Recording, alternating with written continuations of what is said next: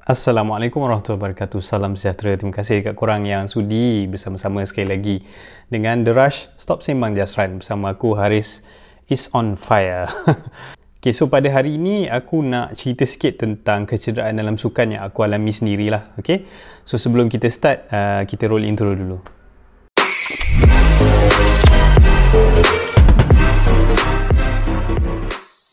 So guys, aku nak ceritakan sedikit tentang kecederaan yang pernah aku alami waktu aku berlari. Okay, benda ni berlaku pada bulan Januari, aku ingat lagi, tahun 2019 yang lalu. So benda ni dah lebih kurang 2 tahun yang lalu lah. Okay, apa yang aku alami ialah dipanggil sebagai plantar fasciitis. Okay, apa dia plantar fasciitis ni? Plantar fasciitis ni adalah nama penyakit tu lah yang kena pada tumit aku. Okay, kalau kita sebut plantar fasciitis, dia merujuk kepada satu jenis ligamen yang terletak pada tumit kita yang dipanggil sebagai plantar fascia. Okay, so ligamen ini yang menampung beban apabila kita membuatkan apa aktiviti lah, berjalan, berlari, melompat dan sebagainya. So lagi dia dibebankan dengan berat-berat dan aktiviti-aktiviti yang ekstrim dan menyebabkan berlaku satu keradangan pada ligamen ni yang menyebabkan tumit kita tu sangat sakit. Okey, so benda ni aku alami sendiri. Okey, pada Januari tahun 2019 tu apabila aku kena je, actually aku tak tahu pun benda tu adalah plantar fasciitis. Okey, nama sakit tu lah. Kan tetapi aku rujuk dengan isteri aku, dia seorang doktor. So dia kata memang benda ni plantar fasciitis, yang mana dia nasihatkan aku untuk pergi jumpa doktor lah. Okay, so benda ni sebenarnya boleh berlaku dekat penyebab-penyebab seperti berikut. Okay, dia ada 4 benda. Pertama, kalau masalah pada calf, pada calf punya muscle yang terlalu ketat. Artinya apabila korang banyak aktiviti-aktiviti yang melibatkan calf sampai dia tertarik, sebab plantar fascia ni adalah ligamen yang menghubungkan korang punya tumit sampailah the ball of your foot dekat korang punya depan tapak kaki tu. Okey, so maksudnya apabila yang pertama case-nya, kalau korang punya calf muscle yang terlalu ketat dan tidak membuat apa-apa regangan, dia boleh menyebabkan plantar fasciitis ni berlaku lah kepada korang. Yang kedua adalah obesity. Kalau orang yang obes, berat badan berlebihan, so dia menampung muatan berat badan yang berlebihan, juga boleh membuatkan korang kena penyakit ni.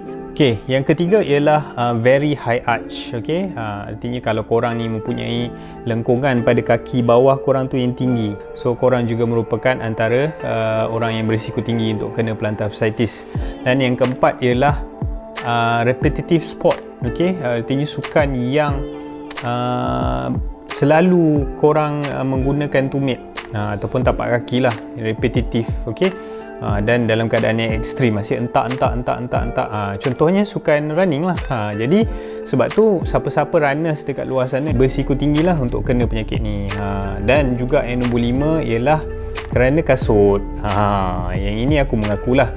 Sebab apa? Sebab sebelum aku pakai kasut, ada satu kasut ni yang aku beli pada hujung 2018.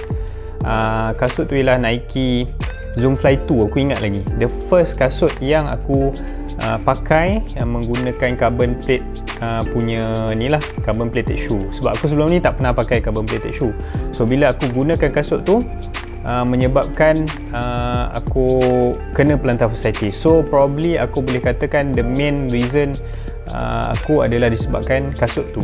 Okay, itu aku punya experience sendirilah. It can be probably disebabkan aku punya aktiviti running yang terlalu kerap pun boleh jadi juga. Apabila korang tidak ada satu rehat yang cukup pada kaki, asyik belasah je kaki, entak kaki tiap-tiap hari kan, menyebabkan korang boleh kena penyakit ni. Okey, jadi apabila aku kena je penyakit ni, memang doktor sarankan aku untuk jangan berlari. Okey, jadi waktu aku kena tu memang very painful lah. So apakah simptom dia? Okey, simptom dia ada 3 lah yang aku alami. Yang pertama ialah berasa sakit yang terlalu sangat dekat aku punya heel. dekat aku punya tumit. Jadi dekat tumit tu memang sakit sangat. Bila cocok kat kawasan tu, lagi sakit. Okey. Yang kedua, rasa sakit yang amat sangat apabila korang baru bangun pagi dan letak tumit korang dekat atas lantai. Korang akan rasa sakit yang amat sangat. Jadi itu adalah simptom yang korang kena plantar fasciitis. Dan yang ketiga adalah rasa sakit yang amat sangat selepas berlari. Okey, dia kena bukan waktu berlari. Waktu lepas berlari tu lagi dia sakit berdenyut yang menyebabkan memang aku tak boleh nak continue running the next day. Memang sakit sangat-sangat. Dan apa yang aku dinasihatkan oleh doktor ialah untuk stop running. So kau bayangkan every week aku run, tiba-tiba doktor kata tak boleh run for about 3 months. Nak tengok macam mana supaya keradangan tu makin berkurangan lah. Dan macam mana cara yang aku buat untuk nak mengurangkan penyakit tu, doktor nasihatkan aku pertama rest lah. Okay? Dia punya treatment dia rest. Kedua ialah korang mengurangkan keradangan yang berlaku pada plantar fascia tu dengan ais, meletakkan ais. Okay? Dan urut ais tu dekat bawah korang punya tempat trigger point sakit tu. Alright. Dan ketiga, doktor akan bagi anti-inflammatory punya ubat lah, yang bukan steroid, yang membantu untuk mengurangkan keradangan pada ligamen tu. Okey. Dan yang keempat, memang doktor nasihatkan aku untuk untuk buat stretching, sebab muscle pada calf terlalu tight dan menyebabkan plantar fascia dekat bawah korang punya tumit tu makin tertarik. Jadi dia suruh buat stretching banyak-banyak, macam mana nak naikkan korang punya kaki ke depan, supaya dia lebih menghampiri korang punya shin. Jadi itulah dia antara few things lah yang treatment bagi yang bukan pembedahan. Okey, artinya kalau korang mengalami benda ni makin teruk, so probably korang should kena jumpa doktor lah, tanya pakar macam mana nak solve. Okey, sebab benda ni kadang-kadang boleh berlarutan sampaikan sakit yang menyebabkan korang kena buat pembedahan lah, bagi nak menghilangkan penyakit tu. It can be long lasting. Kadang-kadang tu ada orang yang kena dalam keadaan yang tempoh yang lebih lama. Alhamdulillah aku kena sekadar 3 bulan, tapi 3 bulan tu aku rasa memang tak best lah.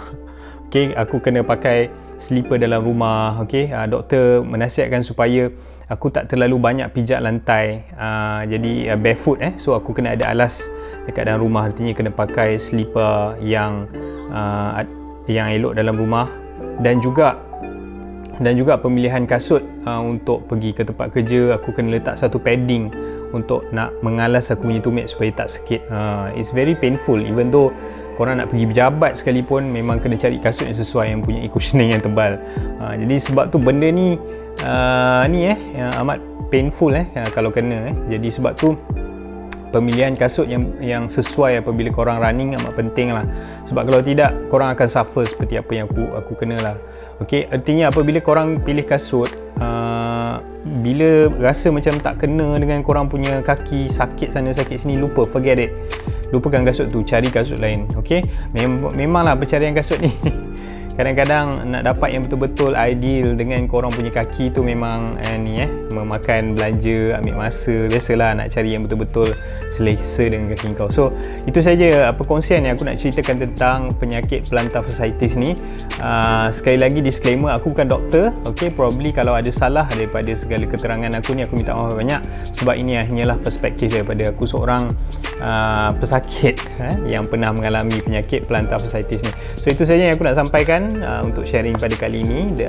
Jangan lupa guys, berikan aku like, subscribe dan tekanlah button loceng tu untuk memberi support kepada The Rush, supaya aku dapat memberikan korang lebih banyak lagi episod pada masa akan datang. So jumpa lagi guys dalam episod akan datang. Jumpa lagi, bye bye.